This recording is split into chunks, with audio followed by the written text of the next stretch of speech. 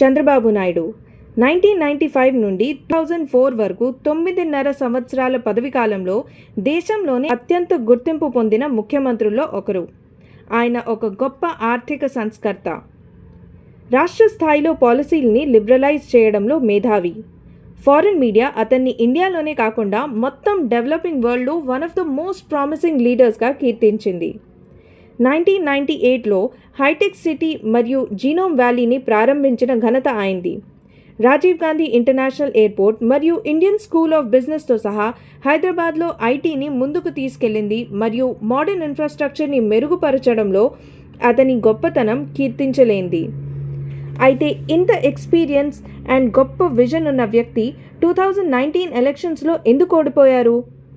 ప్రజలు ఎందుకు అతన్ని సపోర్ట్ చేయలేదు? వెల్కమ్ టు క్యాజువల్ కథలు. 2019 ఎలక్షన్స్లో చంద్రబాబు నాయుడు ఓడిపోవటానికి 8 కారణాలున్నాయి. అవేంటో ఒక్కొక్కటిగా చూద్దాం. మొదటి కారణం, అప్పటికే రాష్ట్ర విభజన తర్వాత హైదరాబాద్ని కోల్పోయి ఆగ్రహంతో ఉన్న ప్రజలకి నాయుడు అమరావతి ఒక గొప్ప కలగా చూపించారు. Amaravati world's best capital city అని, ఏపీని ఫాస్ట్ గ్రోయింగ్ స్టేట్స్గా చేస్తానని మాటిచ్చారు. కలల రాజధాని అమరావతి నిర్మాణానికి 1,00,000 కోట్ల రూపాయలు కావాలి. కానీ నాసిరకం అమలు, resource crunch, poor implementation, approvals రాకపోవడం, రాష్ట్రానికి కేంద్రానికి మధ్య మ్యూచువల్ అండర్స్టాండింగ్ లేకపోవడం, వీటి వల్ల అమరావతి అసలు రూపుదాల్చలేదు. అసలు ఫండ్స్ లేక విలవిల్లాడుతున్న ఆంధ్ర ప్రభుత్వం సెంటర్లో బీజేపీతో కలతలు పెట్టుకుని ఉన్న సమస్యలను ఇంకొంచెం పెంచుకుంది. దీనితో వెలగపూడిలో జరగబోయే రాజధాని పనులు ఎక్కడికక్కడ ఆగిపోయాయి. రాజధాని చుట్టూ ఉన్న భూములు నాయుడు అనుచరులు కొనేసి రియల్ ఎస్టేట్ని పెంచేశారని అపోజిషన్ పార్టీ ఆరోపించింది. తెలుగుదేశం పార్టీ ఆవిర్భావం నుండి కాంగ్రెస్కి వ్యతిరేకంగా నిలిచింది. ఇటువంటిది చంద్రబాబు నాయుడు 2018 తెలంగాణ అసెంబ్లీ ఎలక్షన్స్లో బీజేపీని దూరం పెట్టడం కోసం కాంగ్రెస్ మరియు ఇతర పార్టీలతో మహాకూటమి ఏర్పాటు చేశారు.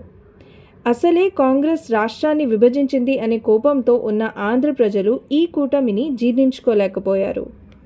ఏపీకి ప్రత్యేక హోదా మీద చంద్రబాబు నాయుడు తీసుకున్న స్టాండ్ ప్రజలకు తప్పుడు సంకేతాలను పంపించింది. విభజన చేసింది కాంగ్రెస్. ఏపీకి స్పెషల్ స్టేటస్ ఇస్తామని హామీ ఇచ్చింది కాంగ్రెస్. కానీ సెంటర్లో కాంగ్రెస్ లేదు, బీజేపీ ఉంది. బీజేపీ మొదటి నుంచి స్పెషల్ స్టేటస్కి బదులుగా స్టేట్కి ఫైనాన్షియల్ అసిస్టెన్స్ అంటే ఒక స్పెషల్ ప్యాకేజ్ ఇస్తామనింది. చంద్రబాబు నాయుడు ఇనీషియల్గా దీనికి ఒప్పుకున్నారు. కానీ తర్వాత దీన్ని కారణంగా చూపించి ఎన్డీఏ నుండి తన సపోర్ట్ని విత్డ్రా చేసుకున్నారు. అందుకే ప్రైమ్ మినిస్టర్ నరేంద్ర మోదీ చంద్రబాబు నాయుడుని యూటర్న్ బాబుగా సంబోధించారు. ఇదంతా జరగడానికి కారణం జగన్ తన పాదయాత్రలో ప్రజల ముందు పెట్టిన అంశం. చంద్రబాబు నాయుడు స్టేట్కి స్పెషల్ స్టేటస్ ఇప్పించడంలో ఫెయిల్ అయ్యారు.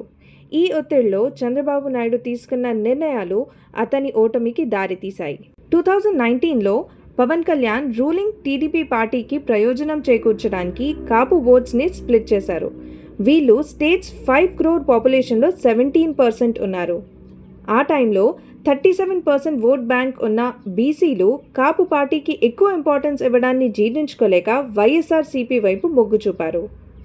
2014-19 పదవి కాలంలో చంద్రబాబు నాయుడు తన డ్రీమ్ ప్రాజెక్ట్స్ అమరావతి, పోలవరం మీద మాత్రమే దృష్టి పెట్టారు. కానీ ఇంతకు ముందు చెప్పిన కారణాల వల్ల ఈ ప్రాజెక్ట్స్ అటకెక్కాయి.